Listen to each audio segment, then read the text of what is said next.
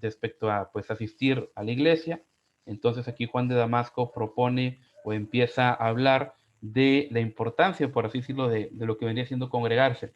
Recuerden que tanto la iglesia ortodoxa como la iglesia católica en su momento, ellos sí defendían que se usaran imágenes, pero la finalidad era diferente. Por ejemplo, los católicos sí veneraban, sí le daban honor, por así decirlo, a las imágenes. O sea, sí, bueno, hasta la fecha adoran imágenes.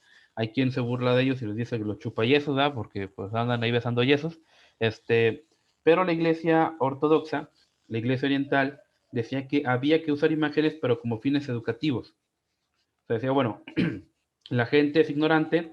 Si tú vas con la escritura, muy probablemente no te entiendan, pero si vas y les enseñas una imagen, pues muy posiblemente sí vayas a lograr hacer que la gente entienda o que la gente pueda razonar, ¿verdad? Entonces la intención era más que nada eso. Entonces, recordemos que en este punto, bueno, había tres, por así decirlo, ciudades que se estaban como que peleando, o estaban ahí como que en disputa. Primeramente, pues tenemos a Jerusalén, Jerusalén que es la capital de todo, literalmente, la ciudad más importante tanto en el Antiguo como en el Nuevo Testamento. Y también tenemos, pues ahora sí que Antioquía, Antioquía que históricamente pues fue una ciudad muy relevante para los cristianos, porque pues fue en esa ciudad cuando se les empezó a llamar cristianos por primera vez, y fue también en esa ciudad cuando el cristianismo, o donde el cristianismo se empieza a desarrollar, ¿ok? Entonces, en Constantinopla, pues Constantinopla es la nueva Roma, literalmente. O sea, en ese momento, por así decirlo, Constantinopla quiere asegurarse la supremacía. Repito, ya estos son temas políticos. Ni históricamente ni teológicamente Constantinopla era relevante. Era relevante en el ámbito político. Y si recuerdan, en la iglesia oriental, el poder político estaba por encima de la iglesia. ¿Ok? En cambio, en Occidente, el poder religioso absorbió el poder político. ¿Ok? Entonces, estaban como que en disputa estas tres ciudades para ver como que cuál era la más relevante, para ver cuál era la más importante. Y recuerden esto, que el imperio en Occidente se cae, los bárbaros lo tumban, ya hablamos de esto, y en el Oriente no, en el Oriente no se cae como tal el imperio, en el Oriente lo que pasa es de que el poder político absorbe el poder religioso. Y esto, recuerden que tiene su precursión en lo que vendría siendo Juan Crisóstomo. Con Juan Crisóstomo, en ese momento, cuando le dicen, Juan, te vamos a exiliar porque no estás, por así decirlo, eh, vaya, no estás a favor de las políticas imperiales, el emperador no te quiere y demás. Bueno, en ese momento, Juan Crisóstomo dice, ¿sabes qué? Pues está bien, yo me voy a exiliar. En ese momento se marca un precedente, y a partir de ahí el poder religioso en Oriente estaba subyugado o estaba relacionado al poder político. Y pues bueno, esto es un gran error, ¿verdad? O sea, esto la verdad sí está muy... Vaya, en ambos lados tenemos problemas. O sea, porque en un lado, pues sí estamos viendo la situación de que cuando la iglesia toma ese poder político, pues se corrompe. El poder corrompe y el poder absoluto corrompe absolutamente. La iglesia al tomar el poder político y el poder religioso en Occidente, pues ahora sí que se empieza a descontrolar todo.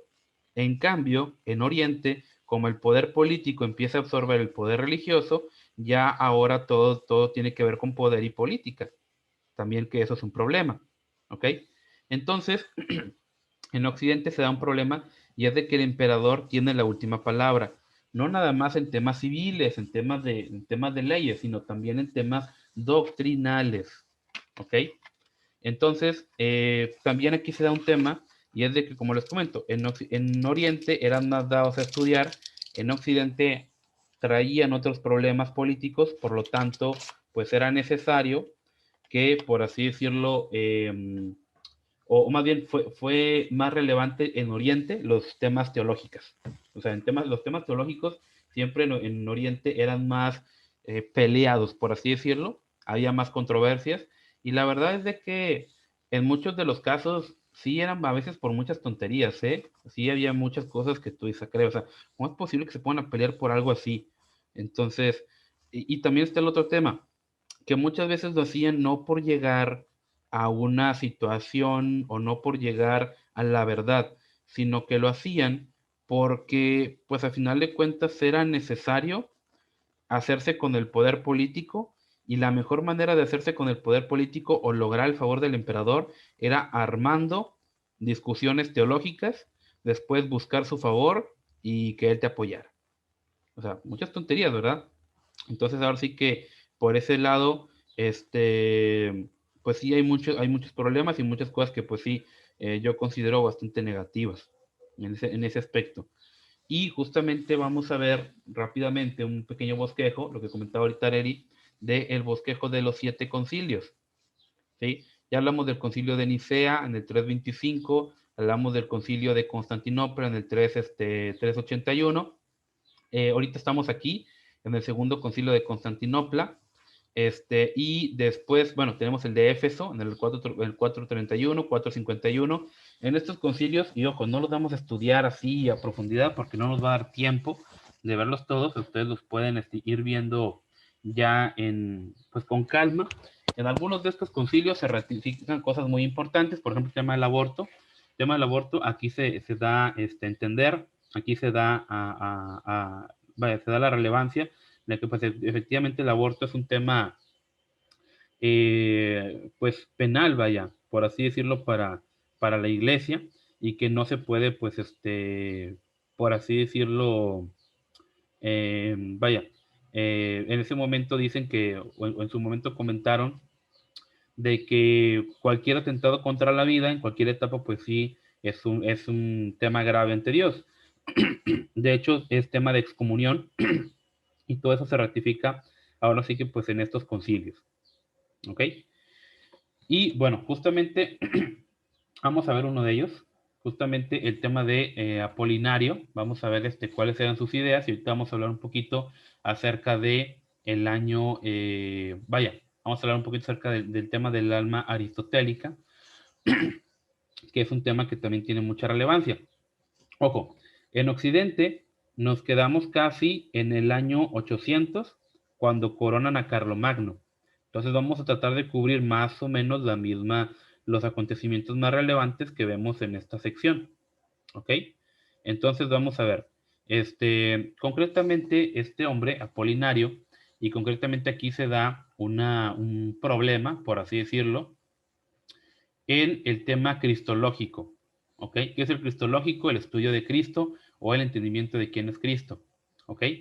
Entonces, en este momento se empiezan a preguntar, o empieza a haber una disputa, como muchas otras, en el Oriente. Y ojo, en aquel entonces había dos centros teológicos, había como que dos escuelas teológicas muy relevantes, que fue la escuela de Antioquía y la escuela de Alejandría.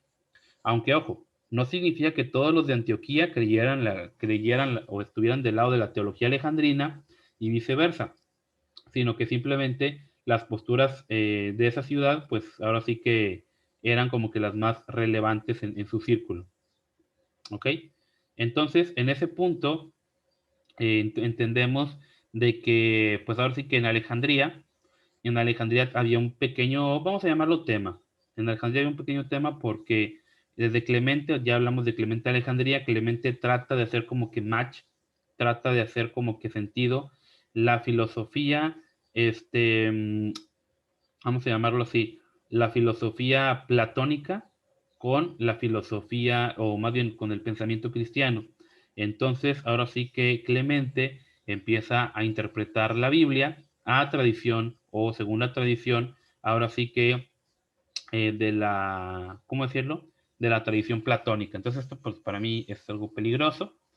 Pero ya en su momento Clemente hubo tiempos en los que se hizo declaraciones bastante extrañas, por ejemplo, de que así como Dios se había revelado a los profetas, Dios se había revelado a los filósofos, pero obviamente un profeta es superior, este, por así decirlo, un profeta siempre va a ser superior a un filósofo. O sea, porque el profeta escucha la voz de Dios directamente y un filósofo sí piensa, pero en temas espirituales obviamente el profeta tiene preeminencia.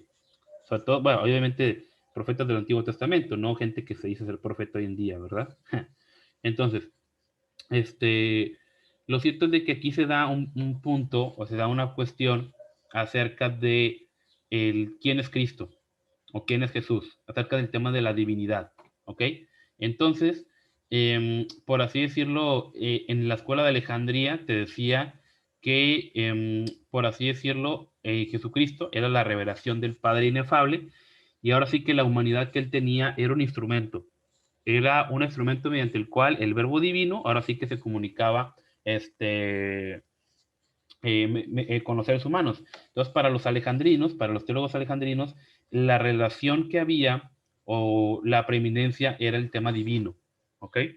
Después en Antioquía, el cristianismo pues empieza a verse de otro modo. ¿Por qué? Porque Antioquía estaba cerca de la región de Israel, de Palestina, y en sus alrededores había muchos judíos, ¿ok? Demasiados judíos. Y ojo, los judíos eran una advertencia a los cristianos de que lo que decía la Biblia era literal y era verdad, ¿ok? Y de hecho los judíos, obviamente, ellos defendían esta idea del Mesías encarnado, por así decirlo. O sea, los judíos, si tú les decías, no, es que mira, Jesucristo resucitó en espíritu, no resucitó en carne, ahora sí que los judíos dicen, ah, pues ahí está, es un mentiroso, ¿verdad? O sea, eh, ahora sí que en ese punto eh, los judíos sí defendían el tema corpóreo. De hecho, los fariseos eran quienes defendían el tema de la resurrección, que ojo, no era que los saduceos negaran del todo la resurrección, sino que los fariseos tenían una postura más literalista del tema de la resurrección. ¿Ok? Entonces, como el rabinismo de aquel tiempo bebe o es el fariseísmo, era necesario que se defendiera no solamente la divinidad de Cristo, sino que se defendiera el tema corpóreo. Entonces, los antíocos, los antioquenses, por así decirlo, era principal relevancia, pues ahora sí que la humanidad de Cristo era vista como una relación de Dios, ahora sí con el pueblo, con la gente, y era muy importante, o era más importante, subrayar la divinidad de Cristo que la humanidad de Cristo que la divinidad. ¿Ok? Entonces, justamente en este punto se cita o se toma Ireneo de León, ya lo habíamos dicho. Ireneo desarrolla una teología en la que él dice que Dios siempre tuvo el propósito de unirse a la humanidad y que lo haya hecho en Jesucristo. Y que gracias a eso, pues podemos unirnos a Dios a través de esa encarnación. ¿Ok? Entonces, bueno, hasta aquí yo les pregunto a ustedes, por así decirlo. Eh, ¿Cuál es su postura o qué ustedes consideran más relevante? ¿O qué escuela les parece más interesante? ¿Los alejandrinos, que hablan del tema de la divinidad, o los antioqueños, que hablan del tema de sí, los alejandrinos con la divinidad y los antioqueños con la humanidad? ¿Qué les parece más relevante? Mm, yo digo que ambos son relevantes, pero, ay, no sé. Bueno, no, mejor pienso. Pienso, luego existo. Ándale. Ok, a ver los demás, ¿tú qué Primero piensas? existe para pensar. ¿Mm? Primero existe para pensar. Ujú. Ahí se pelean ustedes dos a ver qué. Ahí sí. No, pero el humanismo como basado en la Biblia o nada más el humanismo como tal. Era de Pues vaya, cristología, la ¿no? encarnación como tal. Yo Sea, digo que, la importancia Ah, de ok, tener un Cristo humano, por así decirlo. ya. No, creo que opino igual que Daniela, no hay que resaltar ninguna, o sea, como que siento que las dos se complementan de una forma perfecta. Ok. ¿Tú qué opinas, Daniel?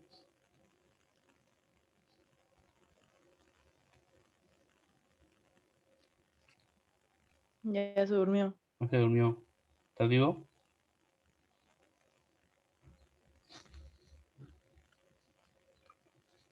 A ver, Arely, ¿tú qué piensas acerca de este punto?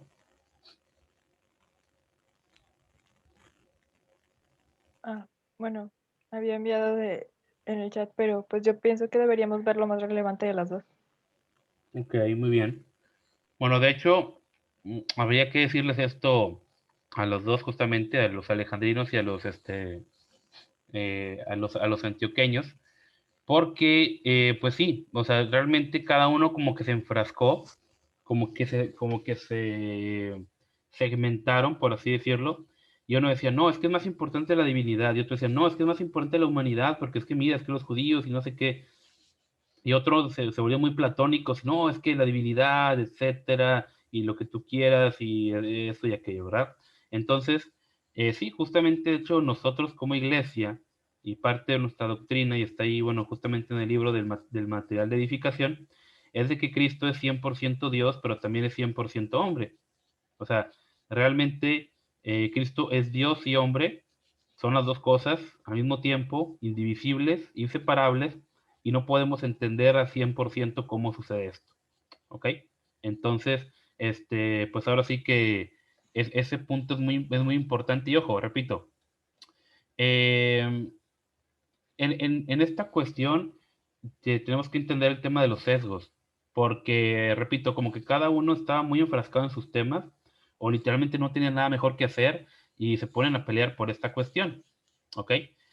Y ojo, concretamente se ponen a pelear de que, bueno, a ver, ¿cuál es el tema de Jesús histórico? ¿Quién fue Jesús histórico? ¿Es bueno lo material o es malo lo material? Repito, porque la iglesia en su momento sí bebe, ¿ok? La iglesia en su momento, sí bebe del gnosticismo, vaya. O sea, es decir, que lo material es malo. Ahí tienes el tema de que la iglesia con el celibato y muchas otras cosas más, vaya. O sea, de que, o los famosos votos de pobreza y demás, ¿verdad? O sea, sí se da esa idea, o sí se siembra esa idea de que lo material es malo y que lo espiritual es bueno. Y esto viene también de los docetistas, eran más antiguos que los gnósticos, y los docetistas decían de que Jesús había venido en carne, digo, pues, que Jesús había venido desde lo alto, sí, pero que Jesús no era un humano, porque el humano era malo, la carne era mala. Entonces, que Jesús nada más había venido en espíritu y que daba la apariencia de, por así decirlo, de que sí estaba, de que era un ser humano, ¿verdad? Que ojo, este punto, pues obviamente no es lo que la Biblia dice. La Biblia sí dice, o de extrema, da punto de la humanidad. ¿Ok? Entonces, los dos de que se empiezan a pelear. Se empiezan a pelear y lo cierto es de que había algunos límites, ¿verdad? O sea, todos decían que Jesús era divino y también era humano. O sea, eso lo decían los dos. Pero las controversias era de en qué sentido Jesús era tanto humano como divino. Entonces, repito, o sea, tratar a veces de entender esto a la luz de filosofía pagana o a la luz del razonamiento humano, pues es algo que no vas a llegar a ningún lado. Y concretamente, en este punto viene lo que vendría siendo este individuo, Apolinario, de la Odisea. Él era amigo de Atanasio y también supuestamente era amigo de Basilio de Cesarea. Y lo que él hace es de que en su intento de refutar a los arrianos, que ojo, hasta el día de hoy existen arrianos, quienes decían que pues si el verbo era Dios eterno, inmutable, no se explicaba cómo podría unirse a la humanidad en Cristo. ¿Ok? Entonces, lo cierto es de que Apolinario dice que Jesucristo, que era el verbo divino, toma el lugar del alma racional. Fíjense que en aquel entonces había un elemento, había un pensamiento de que podría decirlo, en ese punto existía una corriente de pensamiento aristotélica y esta corriente aristotélica te decía que el ser humano iba evolucionando en cuanto a las almas. Y concretamente la filosofía de Aristóteles te decía, por ejemplo, una piedra existe, ¿ok? Una planta existe y tiene vida, ¿ok? Un animal existe, tiene vida y siente, ¿ok? Pero el ser humano existe, tiene vida, siente y piensa. Entonces, aquí Aristóteles habla de dos elementos, que es el alma animal y el alma racional. Entonces Aristóteles dice, mira, cuando nosotros empezamos a nacer, cuando nosotros somos concebidos, pues ahora sí que tenemos un alma animal, así como los animales. Existimos y tenemos cierto sentido, pero no es hasta que ya somos seres humanos conscientes de que adquirimos el alma racional o en lo que se desarrolla, por así decirlo, el feto, ya tenemos el alma racional. ¿Ok? Y ojo, en su momento la iglesia antigua, ahorita la iglesia católica, tenía la postura de la animación retardada. O sea, ellos decían que cuando un niño era concebido, que ese niño no tenía alma, ¿ok? No tenía alma, porque Dios no podía ponerle alma, por así decirlo, a algo que no tiene forma. Como el alma es algo que viene de Dios y es algo perfecto, es algo que tiene elementos de la divinidad, pues ahora sí que, como ese es el caso, Dios no puede poner el alma en un cuerpo así, porque según Aristóteles todo estaba desordenado, todo estaba malo y todo ahí era como un revoltijo y se iba tomando forma. Pero ya ahorita la ciencia nos dice que no. La ciencia nos dice que desde el momento de la concepción se empiezan a desarrollar toda una serie de caracteres y una serie de instrucciones que dan a entender y hacen que el ser humano sea lo que es. Y de hecho es autónomo.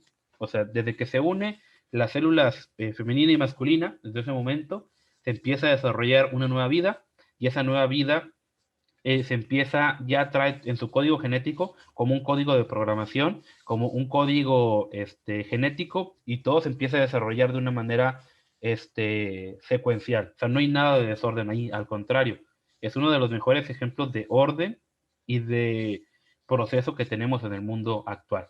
Entonces, por eso nosotros estamos a favor de lo que se conoce como el alma o la animación, almas, de la animación instantánea. O sea que el alma está en el momento que se une la célula sexual humana del hombre y la mujer. En ese momento hay un ser humano ahí. O sea, en ese momento hay vida humana. ¿Ok? Entonces, eso es lo que se conoce como la animación instantánea.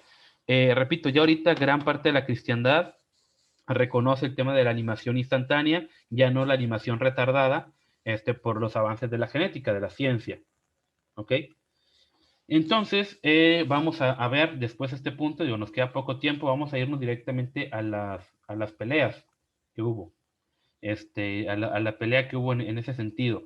Y concretamente, hay una situación en la cual, pues ahora sí que se dan algunos problemas, concretamente es Nestorio que fue condenado en el tercer concilio ecuménico allá en Éfeso en el año 431, y pues él era partidario de la escuela de Antioquía, o sea, es decir, vamos a reconocer más o vamos a hacer especial relevancia a la humanidad.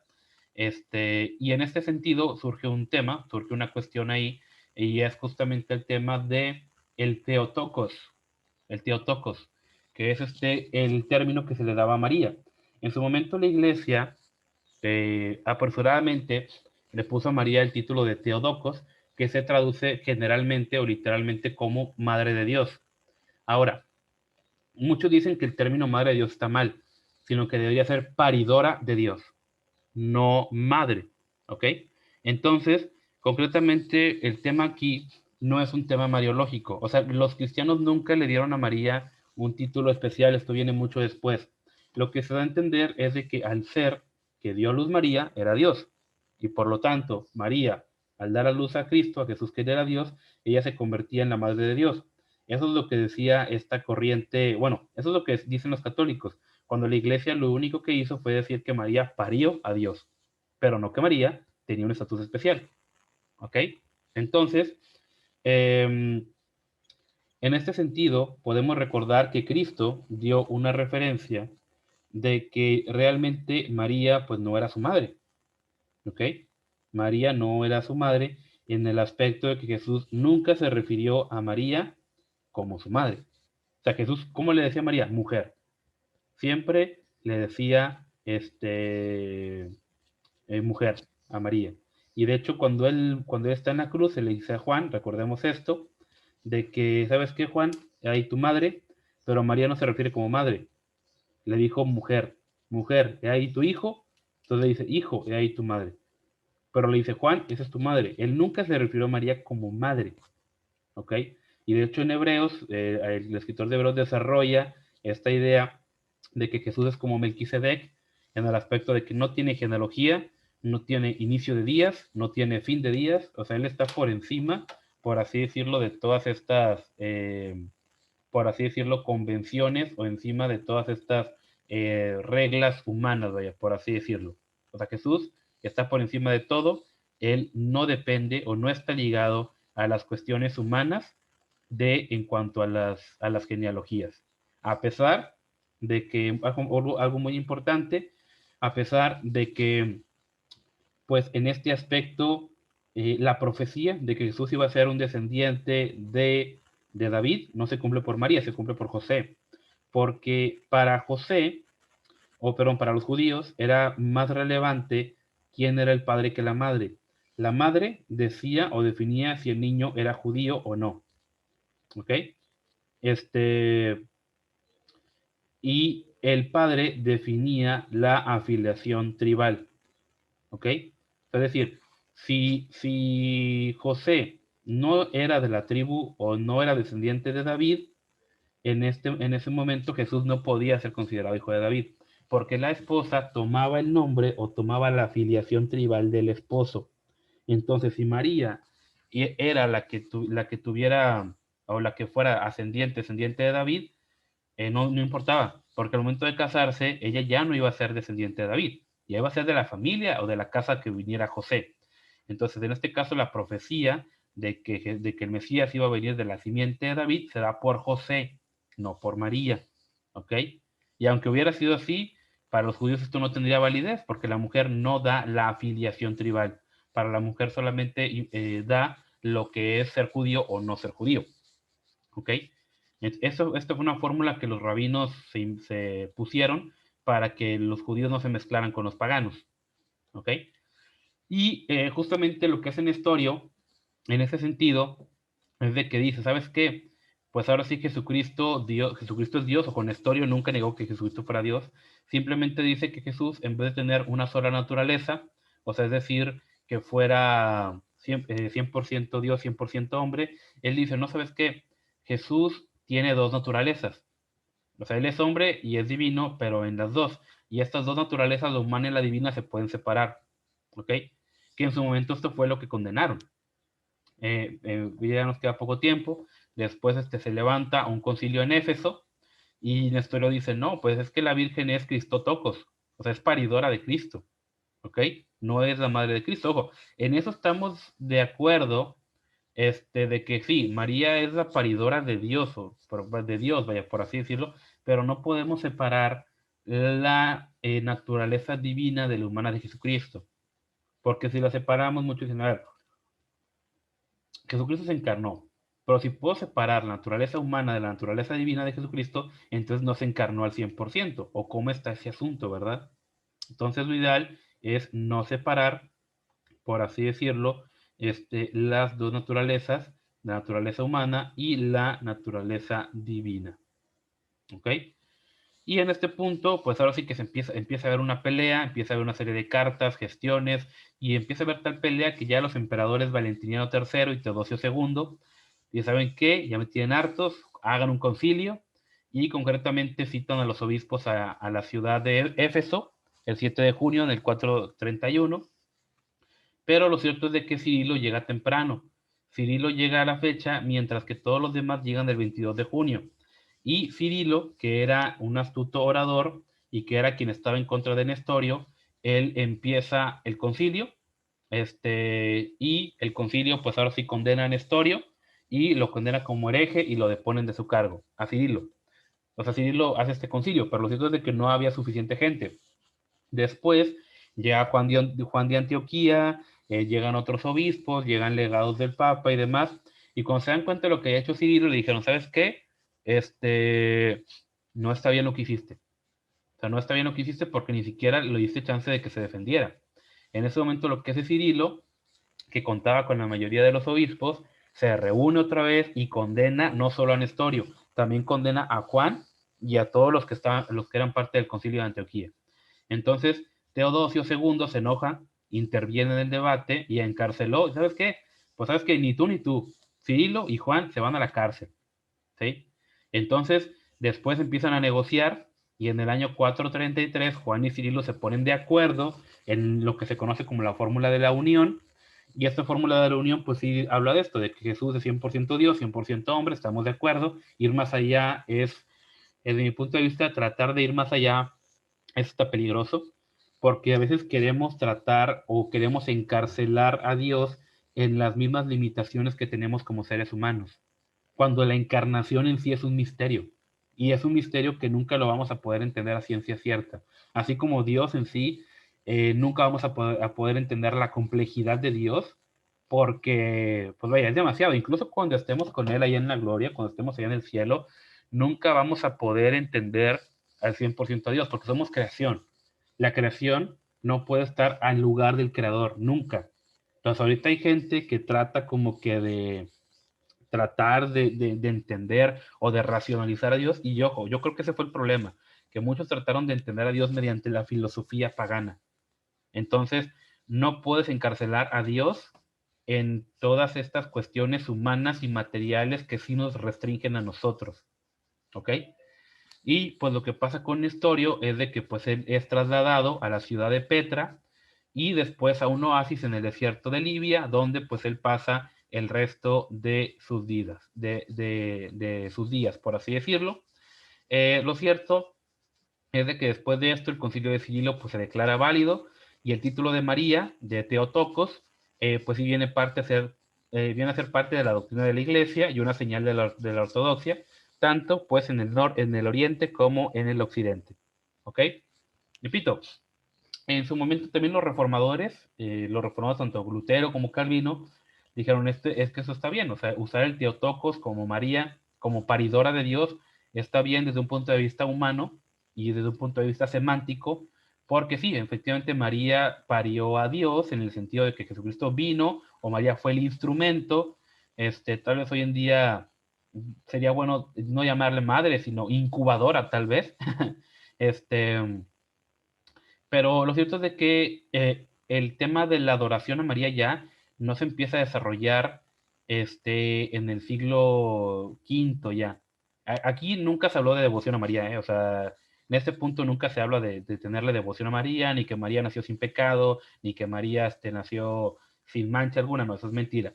Simplemente en este punto, pues ahora sí lo que se va a entender o la referencia es a la naturaleza de Cristo. Porque repito, no podemos decir, entonces José era padre de Dios y entonces había abuelos de Dios, había tíos de Dios y había hermanos de Dios. No. O sea, el título de que María, madre de Dios, fue un título que la iglesia le otorgó para hacer referencia a que Jesús era un ser divino, que él era Dios, no de que María necesitara adoración o que había que orarle a María ni nada de eso. ¿Okay? A ver, si Arely, tienes una duda existencial con qué, la reencarnación.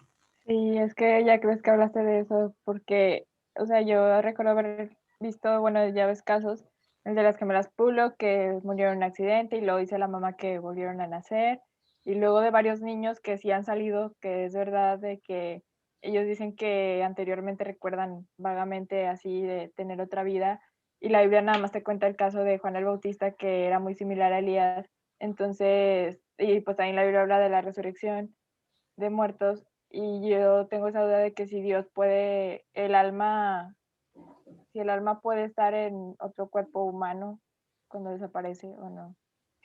Ya, mira, la La Biblia Biblia, está como que confusa en ese aspecto también, como que no lo niega, pero tampoco lo afirma. pues vaya, la Biblia es clara en el aspecto de que solamente hay una vida. O sea, solamente hay una vida. ¿Qué dice solamente hay una vida, solamente hay un perdón y después de esto viene el juicio. Y de hecho en el libro de Eclesiastés dice que ya cuando los muertos, pues valga la redundancia, mueren, ya nada son. ¿Ok? Ahora, en el caso desde un punto de vista teológico, la Biblia es clara de que solamente hay una vida, tú mueres, vas al cielo, vas al infierno, Y bueno, incluso hasta esto es motivo de debate porque hay quien dice, no, es que ahorita estamos como que en un espacio o en un proceso como que una incubadora celestial y vamos a ser despertados hasta el día del arrebatamiento, ¿verdad? Hay quienes lo piensan así, hay otros que dicen, no, pues que Jesús en su parábola, que no era parábola de Lázaro y el rico, nos habla de que pues el rico era atormentado y Lázaro era consolado, o por ejemplo, cuando Jesús le dice al ladrón, le dice, pues hoy va a estar conmigo en el paraíso, no le dice, no, fíjate que cuando venga la resurrección, va a haber para ti chance, no, le dice, hoy va a estar conmigo en el paraíso, o sea, aquí vemos, por así decirlo, todo este punto. La Biblia sí niega la reencarnación. Ojo, la reencarnación es diferente a la resurrección. La reencarnación te dice que tu alma va a otro cuerpo. Y la Biblia efectivamente sí lo niega diciendo que solamente está esta vida y después viene el juicio. Pero la Biblia te habla de la resurrección. O sea que va a llegar un momento, pues ahora sí que en el cual cuando muramos nuestros cuerpos van a ser otra vez, nuestros cuerpos van a ser restaurados, vamos a tener otro cuerpo, la Biblia nos habla de otro cuerpo, no va a ser este mismo, vamos a tener otro cuerpo y ese cuerpo va a ser un cuerpo glorificado en el tiempo de la resurrección, un templo muy parecido, perdón, un cuerpo muy parecido al que Dios tenía como propósito en los días de Adán, ¿ok? O sea, un cuerpo que realmente no esté dado o no tenga esa naturaleza corruptible en ese aspecto. En cuanto a los casos de que hay niños que ven cosas y que los niños sienten otras cosas, efectivamente podemos ver, y si los estudiamos, de que hay puntos en los cuales,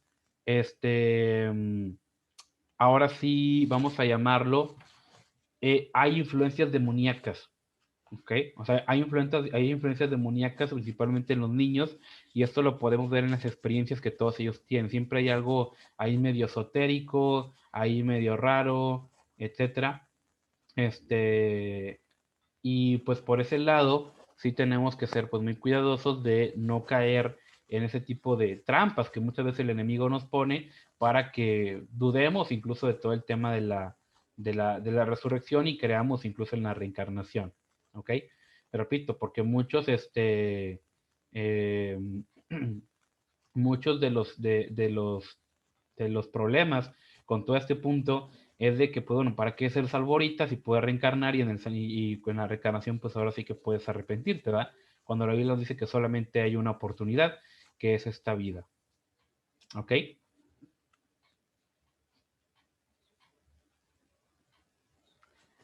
Y bueno, no sé si alguien más tiene alguna duda, alguna pregunta.